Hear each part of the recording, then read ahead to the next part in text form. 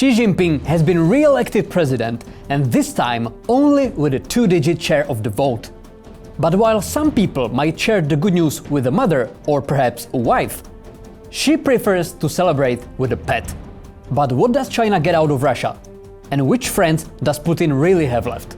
Stay tuned to find out. Hello and welcome to our continuous coverage from an Eastern European bunker, which we really tried to tidy up this week. Because our small, humble region had a very special visitor. China's President Xi Jinping landed in Moscow, greeted by official Russian pomp, then whisked to the Kremlin to be the first world leader to shake Putin's hand since the International Criminal Court accused Russia's leader of war crimes last Friday. Yes, the Chinese president came to Russia, and you could see how comfortable Putin feels with him just from the setting.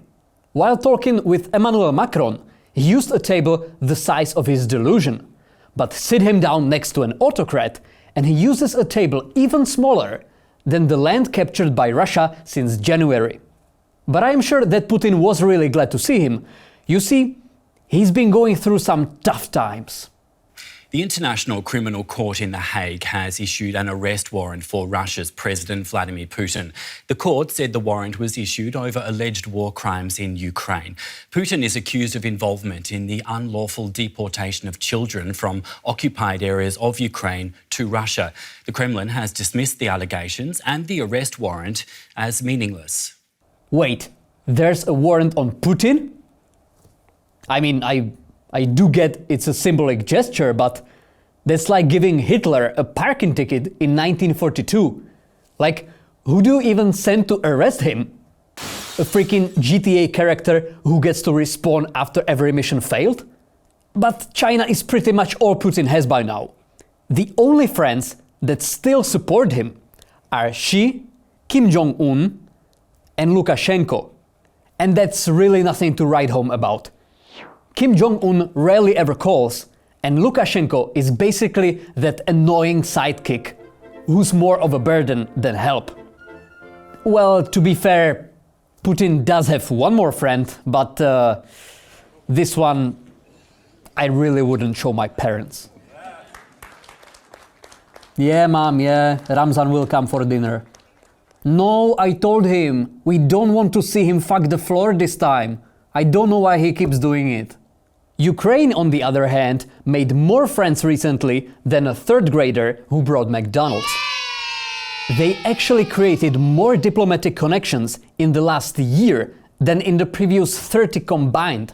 Even 2 years ago, Western politicians only spoke about Ukraine when they needed a corruption reference. But since February of last year, more selfies have been taken in Kiev than in a Forever 21 changing booth. Traveling to Ukraine is such good PR that it has become the look guys, I'm helping of 2022. But let's get back to the Chinese president's visit to Russia, because it really was comical. Putin congratulated Xi on his re-election, which I guess is fine, but Xi replied with congratulations to Putin, even though the Russian presidential election isn't until March 2024. But I guess Putin winning next year isn't really a long shot. The only thing that can defeat Putin is basically Ukraine villages and slightly oversized stairs. But why does Xi go to Russia now, when Putin became an even bigger pariah than before? Well, he's not doing it out of love.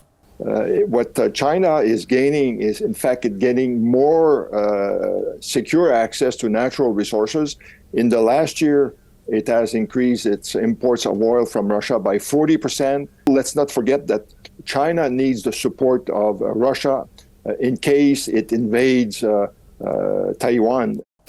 Right, because he just wants to exploit Russia for his goals and get backing in case he attacks a country. But hey, if China actually does invade Taiwan with Russia's advice and weapons, it might have been the last election that Xi Jinping gets congratulated for. Thank you guys so much for watching this video.